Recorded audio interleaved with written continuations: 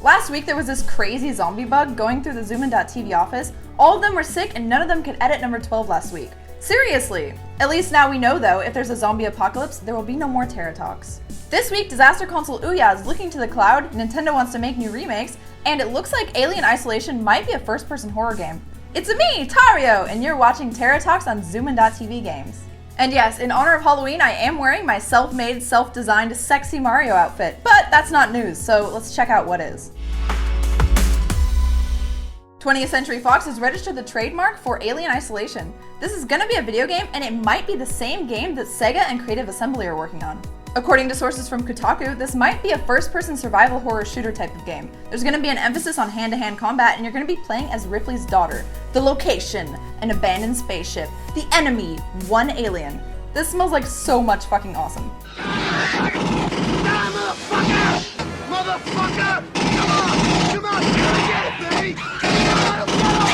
Come on! Anybody who's into Kickstarter or computer hardware might have read about Ouya. The Android-based console is much weaker than your PS3, but in theory it's kinda cool. Unfortunately, the people behind Ouya have made so many mistakes, they have this terrible reputation of being complete crap. CEO Julie Ehrman said in an interview with VentureBeat that she's interested in expanding to the cloud. The interesting part about this news, though, is that the crappy Android console will actually be able to play things like Battlefield 4, thanks to this technology. So maybe there's still life in Ouya after all. Nintendo is, in fact, interested in making more remakes of older games. According to Shigeru Miyamoto, third-party developers will have to do this job, but after the commercial success of The Legend of Zelda: The Wind Waker HD, it might be something Nintendo's actually going to do. Miyamoto would be interested in remaking Super Mario Galaxy, while Eiji Aonuma mentioned earlier this month that he'd like to make a remake of Majora's Mask.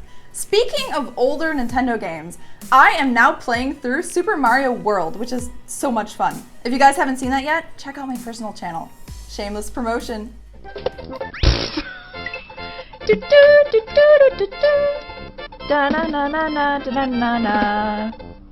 While we're on the topic of Nintendo, after the Japanese release, Nintendo of Europe did confirm that they're no longer receiving Wii consoles anymore. This holiday season will probably be the last time you can find it in stores. After 7 years, over 1,200 games have been released for the Wii. On average, those who own a Nintendo Wii own 8.7 games for the console. I personally am a little bit above average, but I still say my favorite of all time is the Paper Mario series, and the new Super Mario Bros. Series, and the new Donkey Kongs. Wii Fit was kinda cool. And now, let's have a look at what new games have been announced. Andre's still furious, but after a few rounds with the punching bag, I've gotten Andre to lighten up a bit. If you're a fan of The Sims, you might need to wait a little bit longer in order to play The Sims 4. The new simulator of life will be out in autumn next year. Did you guys ever get a chance to play Tales of Symphonia on the GameCube? How about Dawn of a New World on Wii? If not, you're in luck, because both games are going to be remade in HD for the PlayStation 3. The Tales of Symphonia Chronicles is set for February 28th.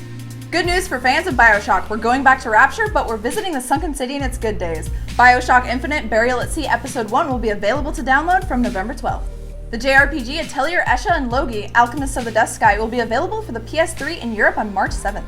And here's some more love for lovers of Japanese games. Hyperdimension Neptunia PP, which is a working title, will be available next year on the PlayStation Vita. Another JRPG, Mugen Soul Z, will be released next year as well, but on the PlayStation 3. Now, what's coming out this week? Finally, this week we will cross the blue ocean and search for treasure in Assassin's Creed 4 Black Flag. This game will only be out for the PlayStation 3 and the Xbox 360, but the next generation versions will be coming out next month. Freaking finally! I wait for this every single year, and guess what? It always comes out like a week before my birthday. How freaking lucky is that? Hell yeah, Assassin's Creed, and hell yeah, Ubisoft.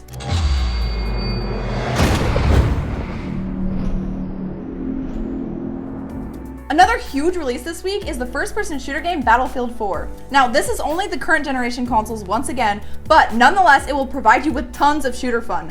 Keep those kill compilations coming, soldiers. Oh, and I'm kind of a little bit ashamed to admit that I had it on my to-do list to opt in for the beta, and I didn't, so definitely gotta pick up this game now.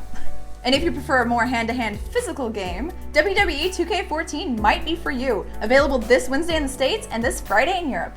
And if you really haven't had enough of Angry Birds, you can control the Force once again with Angry Birds Star Wars, coming out this week on all platforms. Personally, Angry Birds is kind of fun to play, but my favorite part of Angry Birds is seeing the Princess Leia stuffed animal Angry Bird. If anyone sends me that, I will, do naughty things to you.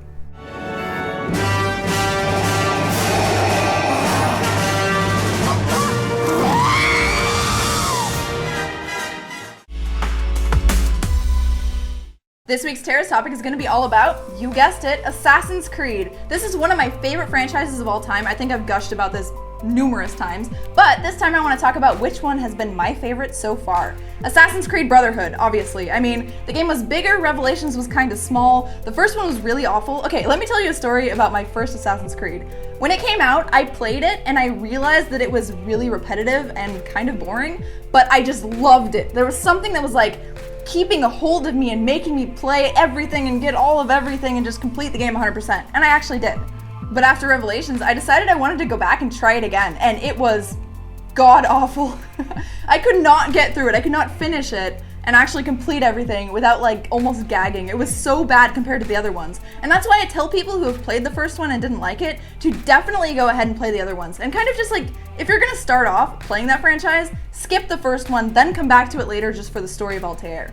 It was that bad. But the reason I like Brotherhood so much is because of the Christina missions. If you guys didn't play those, it is what made me fall in love with Ezio. And if you guys saw my new video all about how to get your girlfriend into gaming, I actually took my favorite part of Assassin's Creed Brotherhood and put it in that video. Because I absolutely love how he just went and interrogated Christina's new husband, and I won't spoil it for you. You guys gotta check that out if you haven't already. After my interview at E3 with the lead writer of Assassin's Creed, I was really excited for Black Flag, mainly because they said it's going to be a really big game, much better than Assassin's Creed 3, and there's going to be pirates, obviously. Now let's talk a little bit about what I would want the scenario to be for Assassin's Creed 5. As I've told you guys before, I really want it to be set in World War II, and I really want it to be a female protagonist. I know that they've already hinted to Hitler being a Templar, so I think this would kind of be an okay transition, but it might be a little bit of a touchy subject. Even more touchy than Native American issues in early America. I'm here for the Templar.